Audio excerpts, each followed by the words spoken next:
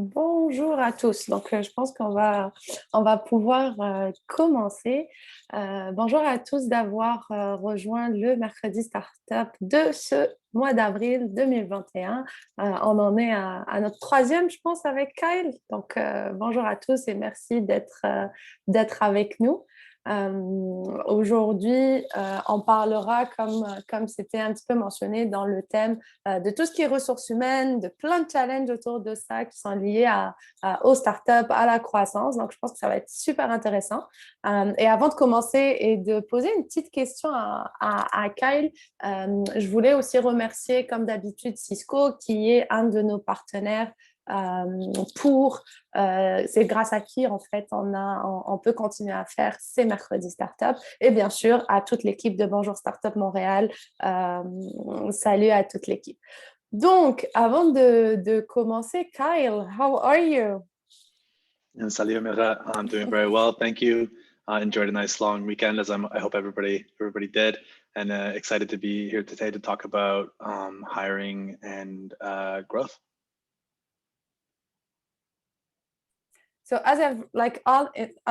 all our previous events, this one is going to be en bon québécois, en français et en anglais.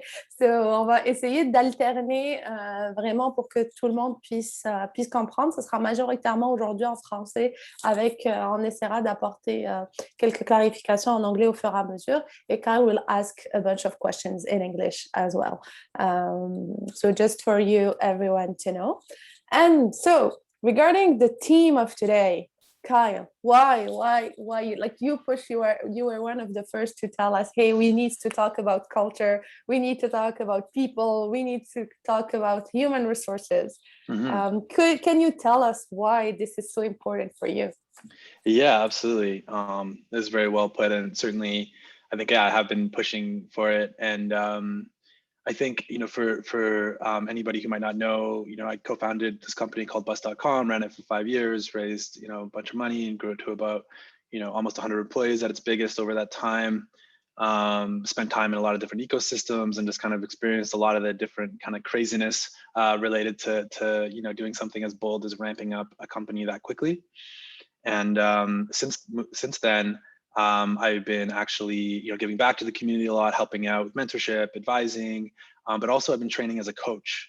And through that coach work, I've kind of gotten really involved in sort of, this lens of looking at businesses kind of as the organizations as the product, and as like each individual as kind of a contributor to that kind of organizational fabric. And I see that as a common trend for a lot of first-time founders. They kind of get into the business and they think, hey, the product is what we're actually building and selling, and then they quickly realize, that actually the more important product here is the organization itself. And often it takes founders a long time to realize that, and also they might realize, man, my computer science degree isn't really maybe the best qualification for I don't necessarily have the right tools to do this really well and intentionally. And I heard this summed up really interestingly recently on a podcast where they had the gentleman who ran the Rothman School, or business school in Toronto, and he mentioned, anecdotally that all the MBA students when they join, all they want to learn is like financial modeling and strategy. And all the executive MBA students who've been out in the field working, for like 8.5 years on average, they want to spend 90+% of their time learning about people and organizations. And that kind of tells you a lot about, kind of the aspirations that get people into starting a business, and then what the actual realities are in terms of figuring out how to work with that organization and make that happen. And so I think it's a really important part of the conversation. And the more that we can get, as an ecosystem, get early stage founders, especially first-time founders, thinking about this, the more I think we can set people up for success, earlier on. Yeah, definitely. Even for me in the beginning, as a first-time entrepreneur, we all did a lot of mistakes that just because we didn't know or we didn't see it coming. Yeah. So we don't spend a lot of time thinking. We spend a lot of time thinking about our business model, our pricing, our product, our tech development and everything, but we don't really spend enough time thinking about the people that we have and how to create a team, a culture, and how especially make it grow. Et puis, je pense que durant cette dernière année de pandémie, on a tous compris à quel point l'humain était important. Il y a eu énormément de shifts. Et c'est aussi pour ça qu'on voulait en parler aujourd'hui en se disant, on est en train de préparer la suite. Cette pandémie va se terminer. Il va falloir qu'on continue. Il y a de plus en plus de startups donc, qui font face à des challenges par rapport à ça. Il y a de l'hypercroissance, il y a aussi le manque de main-d'œuvre qu'on vit ici au Québec, qui est très paradoxal, mais qu'on vit énormément. Il y a la transformation numérique, il y a énormément de shifts et de choses qui se passent dans l'environnement. Donc, c'est pour ça un petit peu qu'on voulait aussi en parler et puis essayer d'apprendre avec de superbes invités qui ont accepté de nous rejoindre aujourd'hui. Donc, j'inviterai Joanne et Camille à activer leur caméra. Bonjour Joanne, bonjour Camille. Merci beaucoup à toutes les deux d'avoir accepté de venir discuter de ce sujet très, très important ce mercredi avec nous. Et puis avant de commencer, j'aimerais beaucoup en quelques minutes que chacune d'entre vous nous dise un petit peu qui vous êtes, quel est votre parcours et quel est votre lien avec cette grande question de l'humain. Je peux commencer? Vas-y, Joanne. D'abord, merci Amira, merci Kyle pour cette belle invitation qui, au début, m'a surprise de façon très positive, dans le sens que j'étais contente de voir qu'il y avait une sensibilité au niveau de la gestion des ressources humaines, parce que souvent, c'est un volet qui est mis de côté. On pense à tous les aspects financiers, on pense à tous les aspects matériels, mais l'humain va être mis de côté. Donc, en tant que spécialiste HR, c'est sûr que vous êtes venu chercher les bonnes émotions de mon côté, puis ça m'a fait plaisir de répondre. Bon, Joanne Saint-Onge, j'ai là à peu près 30 ans d'expérience en ressources humaines. J'ai fait mes armes au Québec dans le secteur de la santé. C'est là que j'ai développé tous mes outils. Et puis après, j'avais besoin, comme on a un auditoire de technologie, à une certaine époque, il n'y avait pas d'ordinateur dans les hôpitaux. Donc, j'ai migré vers une entreprise à Montréal qui était dans tout ce qui était software HR et payroll, ce qui m'a permis justement de développer ma sensibilité au niveau des technologies et mes compétences aussi. De fil en aiguille, j'ai bâti moi-même une start-up en rôle conseil, service conseil RH. Et puis, j'ai accepté un premier mandat dans l'international. Donc, ce qui m'a permis de développer le management interculturel. Au Maroc, au Maghreb, en Afrique, en Haïti, ça nous permet d'avoir un éventail de management et de façon de faire aussi dans notre coffre à outils. Puis d'être très sensible aussi aux entrepreneurs et aux chefs d'entreprise et à la croissance, à tout ce qui se vit à l'heure actuelle. Merci beaucoup, Joanne. Camille. Oui, bonjour tout le monde. Moi aussi, merci Amira, Kyle, de m'avoir aujourd'hui. C'est super apprécié. On my part, I started in tech startup world in 2013, where I joined as the first employee at Root Data Center. I had the chance at Root to scale the company from 2 to 50 employees over the course of 3 years, where I was personally responsible for anything that was recruitment, onboarding, training, everything HR. So my first scale was from 6 to 35 employees over the course of 3 months, 3 months, including recruitment, onboarding, training, ready to start working after those 3 months. So it's definitely something that hits close to home. Anything that has to do with scale ups, technology, recruitment, it's something that I'm very passionate about. In 2018, I started my own startup, Solabs, and I moved from server rooms to software and artificial intelligence. So completely different set of skills. Had a lot of fun discovering hiring in that space specifically, and managed to hire a wonderful team of 8 people behind Soul Labs. And yeah, and on to bigger and better things.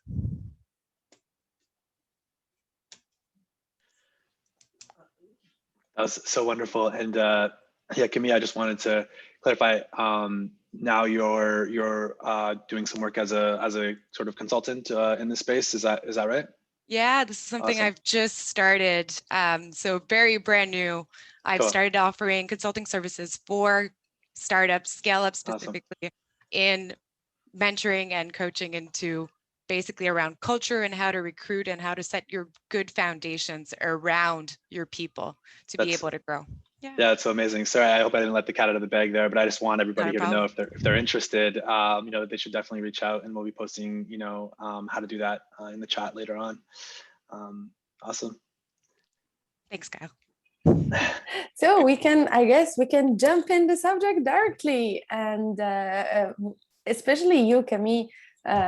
Tu viens de vraiment parler de la première étape qui est le recruitment.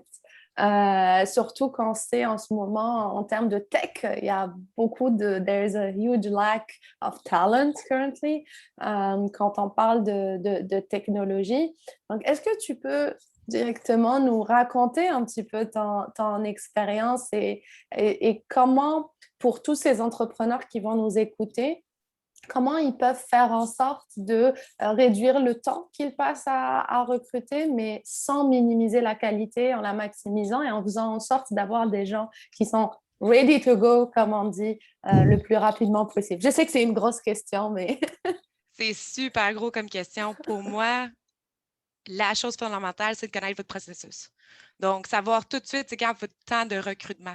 Combien de temps que ça vous prend pour faire chaque étape, dans le fond, de vos processus d'embauche pour s'assurer d'arriver dans vos temps puis de voir où vous êtes capable de couper. Pour vous donner un exemple, chez Root, j'avais à recruter 15 différents techniciens qui allaient faire le même travail. Vu que c'était le même travail, je pouvais couper le montant de recrutement en... I joined basically those interviews and created group interviews. That created a lot of stress. It was completely new. I never had done it in the past. But at the end of the day, it cut my time in recruitment by about a week. And a week over 3 months is huge. Donc, si vous avez votre processus de marquer sur papier avec les temps, dans le fond, pour chaque étape, vous allez savoir c'est où vous n'avez pas le temps de faire des erreurs, c'est où vous avez le temps, dans le fond, de jouer un petit peu plus. Et ça va vous permettre aussi de pouvoir être plus créatif aussi dans vos alentours pour couper votre temps.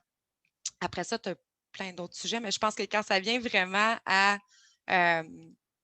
sauver du temps dans le recrutement, c'est vraiment ça. Mettez-le sur papier. Et puis, dans un contexte où il n'y a pas assez de talent out there, comment vous avez fait pour trouver les 35 personnes, en fait, quand ils ne sont pas forcément disponibles? C'est quoi les différentes stratégies qu'on peut mettre en place pour attirer des talents ou aller en chercher là où peut-être on n'y pense pas souvent?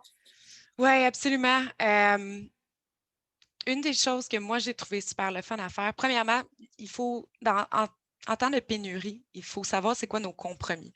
Donc, on a notre recrutement, dans le fond, notre personne idéale qu'on aimerait ça recruter. Et par la suite, dans le fond, c'est quoi le minimum qu'on veut. À travers ces compromis-là, on va être capable de voir un petit peu plus, dans le fond, c'est quoi qu'on est prêt à former l'individu, c'est quoi qu'on n'est pas prêt à former l'individu pour quand ils vont joindre notre équipe. Encore une fois, c'est super important de savoir ces différences-là avant de commencer le recrutement. Donc, faites votre profil de qui que vous voulez embaucher. Après ça, quand ça vient à la créativité de trouver les personnes que vous voulez embaucher, pour vous donner un exemple, il y a quelque chose sur Indeed qui s'appelle, il y a un côté analytique sur Indeed, il va falloir que je le retrouve, je pourrais l'envoyer à Amira ou à Kyle. Puis ça dit exactement c'est quoi que le monde recherche comme titre. Donc, c'est super cool. A little like towards your keyword search, your SEO, like you're mixing that up, but you're looking into Indeed's SEO and looking at which are the growing trends and what people are searching. Use those words. Play around with it. Play around your message and making sure that your postings are going to come up first. Puis pas juste ça, d'aller voir justement c'est quoi le titre que vous êtes capable de donner, c'est quoi le profil de la personne, puis comment vous pouvez être... OK, le meilleur exemple, on cherchait des gardes de sécurité qui allaient pas être des gardes de sécurité, qui avaient un background avec ça, mais qui allaient faire de l'accueil et du service à la clientèle. Donc, c'est un poste qui n'existe pas vraiment beaucoup.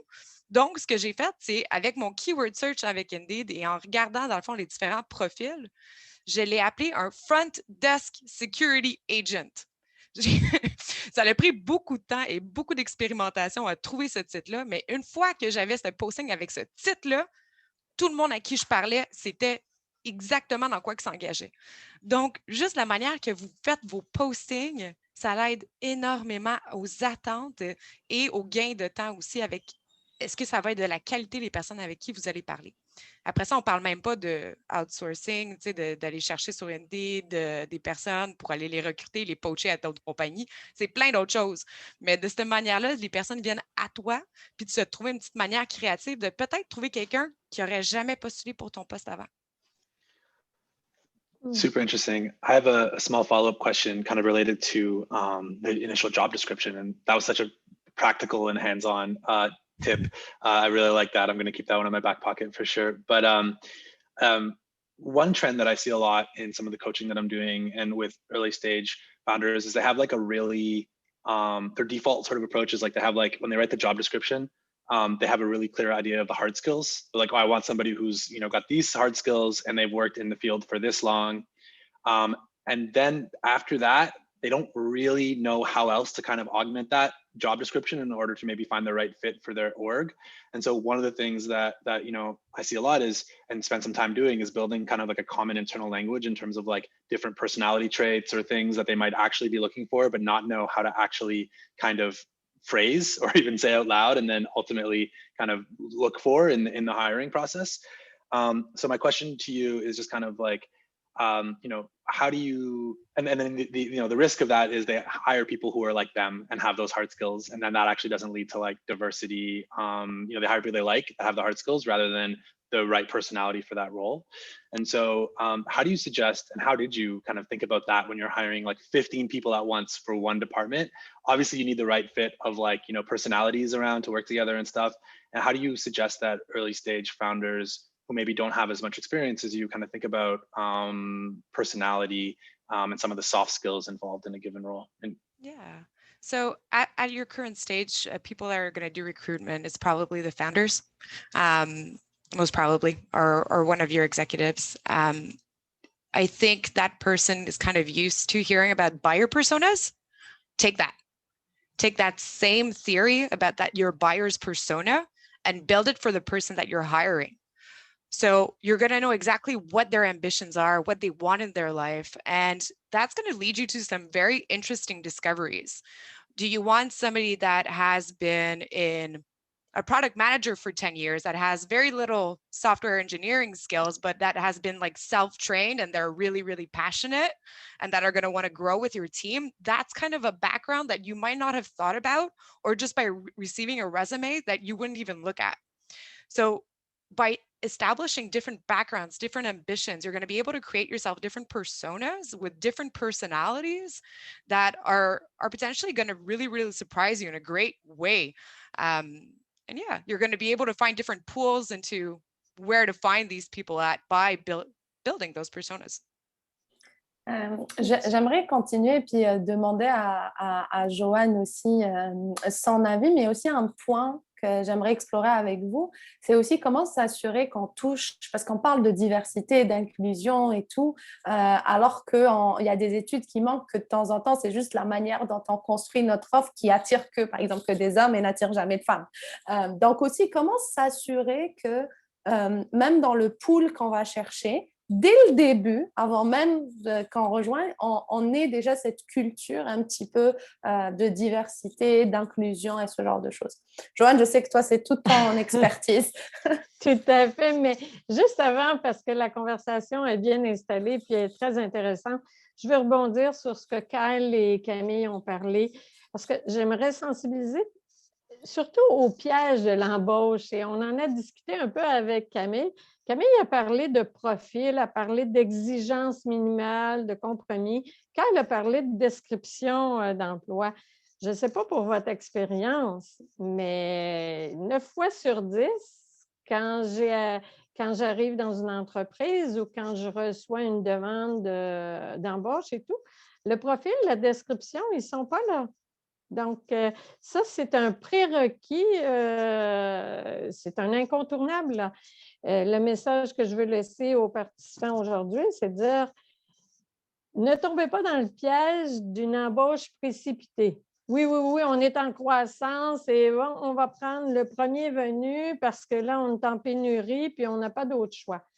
Non, s'il vous plaît, prenez le temps de vous asseoir, prenez le temps de décrire vos exigences, hein, puis j'aurais peut-être pas le temps de parler des politiques ou des fondations. Camille a parlé beaucoup des fondations, hein? La fondation de ton recrutement, sur quoi, tes valeurs et tout ça. Mais ça, c'est super important pour installer le management. Et en tant que start-up, c'est le bon moment pour installer les politiques RH et non pas attendre d'avoir passé toute la croissance et tout. Donc, si je reviens à ta question de diversité, c'est vrai, et là, c'est une des choses, si on veut, le réflexe, quand on est toujours dans l'action ou quand il y a une forte pression pour les chefs d'entreprise, pour les CIO ou autres, c'est d'aller toujours vers les mêmes bassins de main-d'œuvre qu'on a l'habitude. Indeed, on connaît bien, Jumbo, on connaît bien, et on sait pertinemment, pour ceux qui sont dans le volet RH, que les affichages de postes, c'est à peu près quoi? 85 des postes? 90 des postes? Ou peut-être moins même, c'est le contraire, je m'excuse, mais que tout le marché d'emploi n'est pas affiché. Donc, c'est un réseau informel qu'on va. Fait qu'il faut aller contacter, regarder les organismes. Tu parles de diversité, Amira. Bien, à Montréal, il y a peut-être une cinquantaine d'organismes et plus qui ont un bassin de main-d'œuvre, des nouveaux arrivants et tout ça avec des nouvelles compétences. Donc, il ne faut pas hésiter à les interpeller, mais aller avec des réseaux directs aussi, pas uniquement sur les plateformes informatisées. Là. Mais c'est sûr qu'en technologie, ça va être notre premier réflexe. Puis, si vous recrutez de la main-d'œuvre technologie, bien, il y a des associations hein, spécialisées et tout ça qui sont aussi là pour justement pour voir. Et puis, il y a le recrutement international quand, d'ailleurs, que ce soit Montréal International ou Québec International, sont les postes et la main-d'œuvre en technologie sont souvent les premiers dans le recrutement. Oui, Joanna a Camille. mentionné les organisations, justement. Vous les connaissez peut-être pas. Faites-vous une liste. Ce n'est pas quelque chose que vous n'avez nécessairement le temps de continuer tout le temps à créer un lien avec eux, parce que c'est beaucoup. Mais si vous faites une liste ou que quand vous recrutez, vous faites juste envoyer un appel à tout le monde, dites genre « Hey, on recrute », ça va vous permettre de justement potentiellement aller chercher plus de candidatures en diversité, justement, avec les différentes organisations. Je ne sais pas si, Joanne, si tu en connais certains à Montréal ou, dans le fond, il y en a plein à Montréal. Il suffit de taper sur Google organisme d'aide à l'emploi aux immigrants. Bon, à Laval, il y a Perspective Carrière qui est très connue. À Montréal, je suis en train de travailler avec les gens de Carrefour Solidarité Anjou pour ceux qui sont dans l'est de Montréal. Mais si jamais on veut envoyer une liste ou autre, on pourrait éventuellement... je ne sais pas comment vous restez en contact avec votre auditoire ou autre, mais... Ça pourrait être très intéressant, surtout que Bonjour Startup Montréal, eux, font ce travail d'agrégation un petit peu et donnent à la communauté différentes informations. Donc, si vous nous fidez avec des listes, c'est sûr que nous, on va le rajouter un petit peu notre coffre à outils et c'est très apprécié. Et j'aimerais continuer sur, Joanne, tu as parlé de recrutement à l'international et de plus en plus de startups, par exemple, même moi avec Bridger, j'ai des personnes qui font partie de mon équipe, j'ai des employés dans 3-4 pays là, maintenant différents. Là, en plus, avec la pandémie, on s'est rendu compte qu'ils n'avaient pas forcément besoin de venir, donc ils pouvaient vraiment être en remote. C'est quoi votre... Comment vous le voyez dans une perspective RH, d'aller chercher, voilà, quand tu n'arrives pas à trouver le développeur dont tu as besoin ici, d'aller le chercher dans un autre pays et de le onboarder aussi. What do you think about this? Je pense que tu as déjà 2 paramètres qui sont au-dessus du management RH. Tu as le paramètre déjà interculturel et tu as le paramètre de distance. Bon, la gestion à distance, on en parlera peut-être plus tard, mais le paramètre interculturel, et c'est un bon exemple, la technologie, parce que souvent en interculturel, on dit que les gens qui ont les compétences en technologie sont ceux qui ont le plus de facilité à travailler en interculturel. Parce qu'ils ont déjà un langage commun, ils sont déjà focusés sur leur technicalité. Et puis, on sait que tout ce qui est développement de compétences se fait déjà dans la langue anglophone. Ça fait un acquis déjà, un point commun. Mais si on veut mettre ensemble, gérer une équipe multiculturelle, il faut d'abord connaître la culture de l'entreprise. C'est quoi vos valeurs dans l'entreprise? Hein? On va avoir un webinaire la semaine prochaine où on va parler de la culture d'entreprise. Avant de parler d'aspects culturels, d'où l'on vient, nos origines et tout ça, il faut voir au niveau de ton entreprise. Si on prend par exemple Amira, ton recrutement à toi. Bridger, c'est quoi les valeurs en termes de ressources humaines? Est-ce que vous avez défini déjà des choses sur les communications interculturelles, sur la formation à donner à chacun? Il y a un autre piège souvent, c'est la pensée magique. Hein? La pensée magique des managers ou la pensée magique des chefs d'entreprise qui disent, bon, ils sont compétents, j'ai des ingénieurs, ils vont tous bien s'entendre. Désolée, mais ça, ce n'est pas la réalité. Je vois Kyle, il sourit aussi. Tout le monde vous souriez parce que vous avez sûrement en référence dans votre tête des occasions où non, ça ne se passe pas si bien comme ça. Et je ne suis pas là pour faire miroiter que tout est beau en interculturel. Ça va être beau si vous prenez les choses en main et si vous mettez un cadre pour gérer et si vous aidez les gens à se connaître mutuellement, à développer un langage où chacun va se comprendre, parce que c'est un fait. Et Amira, c'est sûr que tu as plein d'exemples. Toi, juste quand tu es arrivée pour étudier au Québec, tu as sûrement vécu des clashs, ne serait-ce que dans la francophonie, hein? Dans le langage. Donc, en interculturel, il faut former les gens à travailler ensemble. Et ce n'est pas la partie technique, ça vient rejoindre les soft skills que Kyle a parlé tout à l'heure. Yeah, that's so interesting and really interesting insights. I have a follow-up question kind of around that.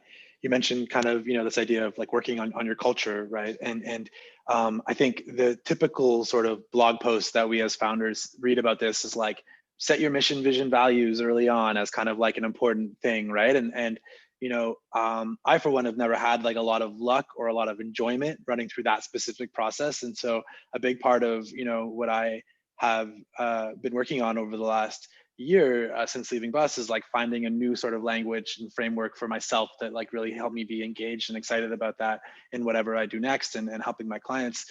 But I was wondering kind of from your experience, like, what frameworks have you found to be most useful in terms of establishing kind of, I guess I think of this as sort of like a cultural framework initially, right? So there's mission, vision, values, there's other things. What have you seen out there that's been really effective? En tant que framework, on vient juste de terminer, je fais partie d'un autre organisme au niveau le Conseil de développement d'affaires Canada-Algérie. On vient de terminer un exercice avec une spécialiste des communications qui, elle, a pris une autre démarche et une autre forme de questionnaire auprès des gens de l'exécutif. Mais l'exercice comprenne, je dis toujours, les chemins sont peu importants. L'important, ce qui est important, c'est jusqu'où on va se rendre. Mais qu'on passe par la rue à droite, à gauche ou par telle distance, c'est sûr que le délai va être important. Mais la question de base reste, ta mission, c'est quoi ta raison d'être? tes valeurs, c'est qu'est-ce qui est vraiment important? Est-ce que l'éthique, aujourd'hui, il y a un enjeu de société qui est au-delà de l'économie, c'est l'environnement. Et puis, dans la question que tu dis, ben moi, je rajoute une petite couche. C'est quoi tes valeurs RH? What is your HR management most important things that you want to build with your team? And can you give an example of what maybe you know, an HR value might look like compared to a typical sort of company value? It can be transparency, it can be collaboration, it can be ethical, it can be I'm looking in English, mais durable, hein? Est-ce que je fais des choses, est-ce que je fais un recrutement juste pour cette semaine? Ou si je fais un recrutement parce que je veux retenir les personnes? En HR, on parle d'attractivité et on parle de rétention.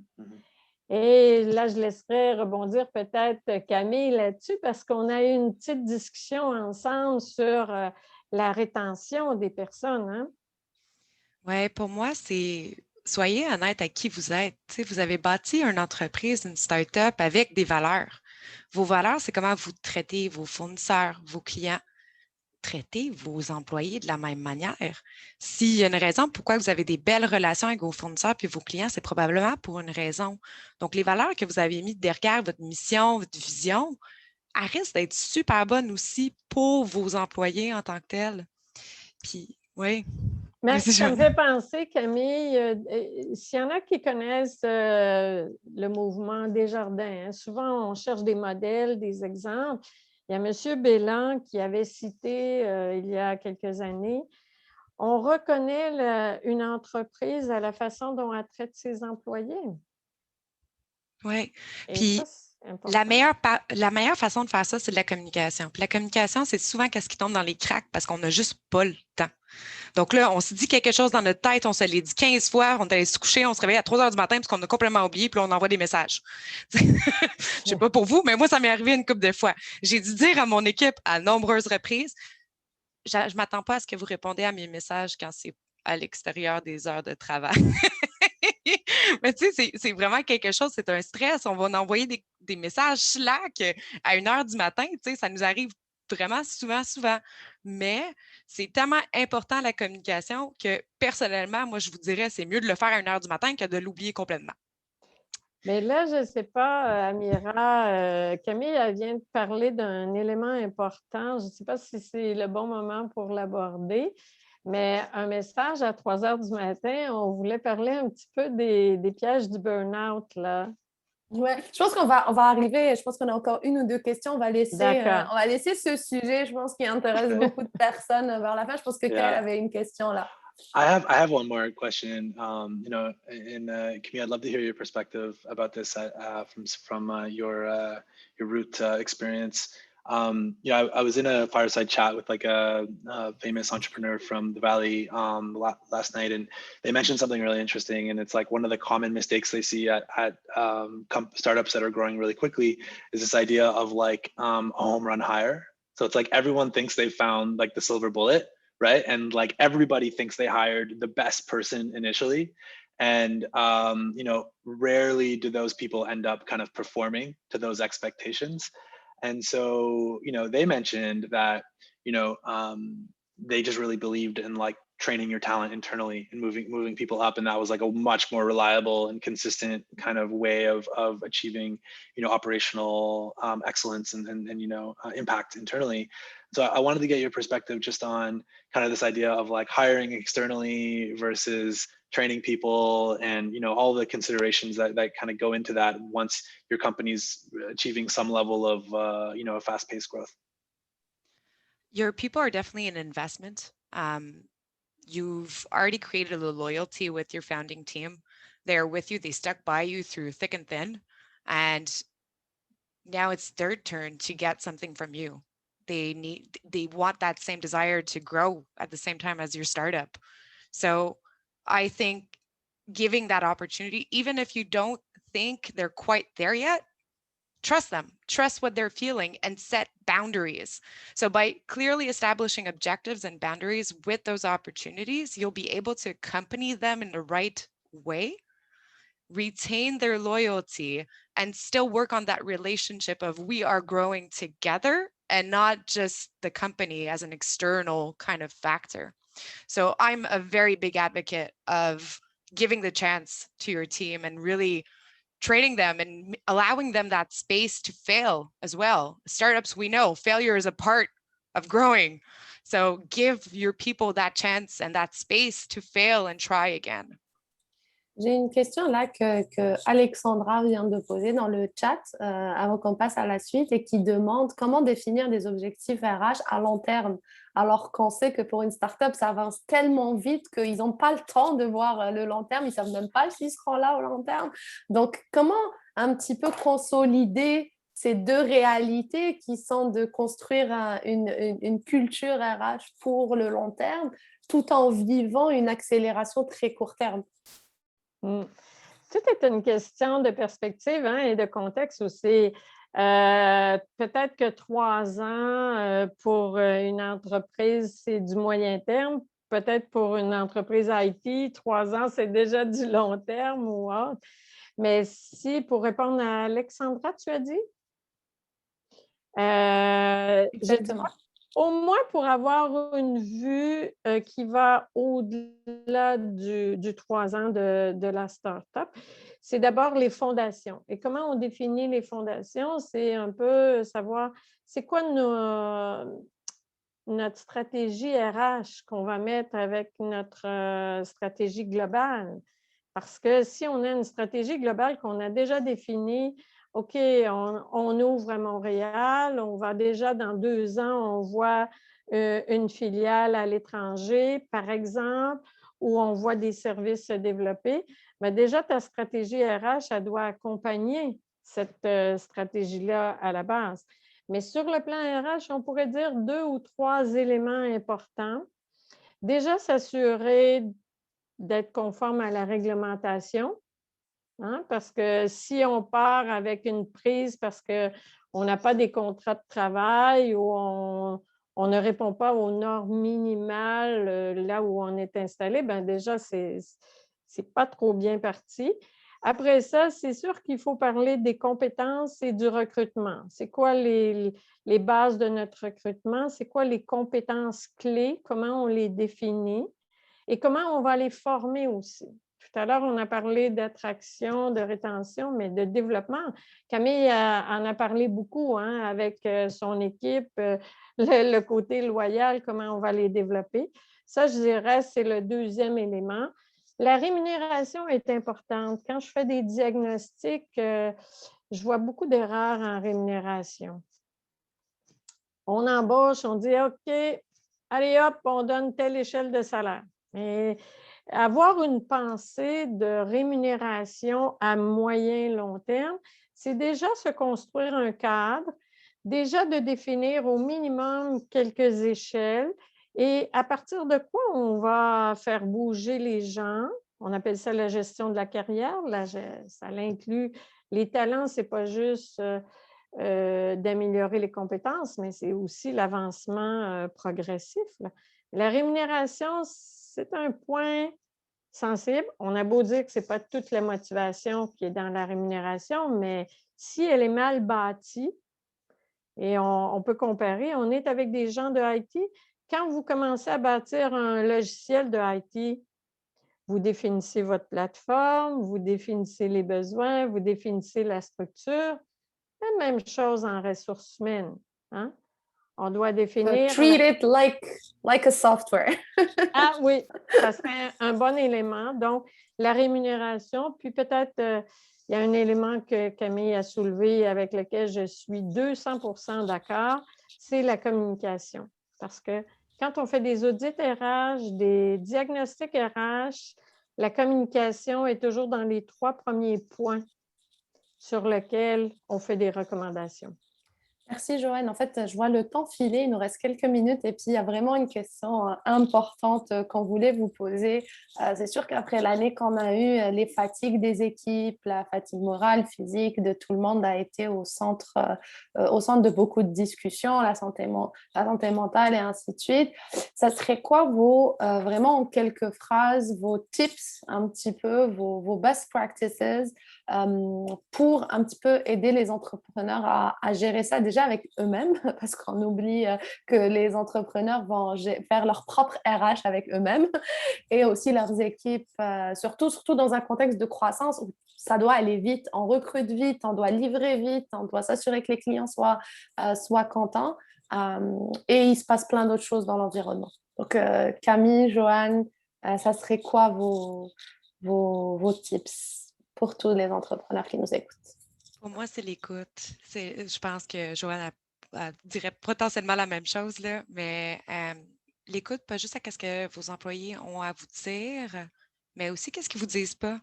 Tu sais, vous le voyez probablement qu'ils ne sont pas capables de donner leur rendement aussi bien que d'habitude. C'est probablement parce qu'ils ont besoin du temps off. Gardez un œil sur les vacances. C'est tellement important. C'est là pour une raison des vacances minimum. Forcez-les sur le monde. Closez la shop si vous avez besoin.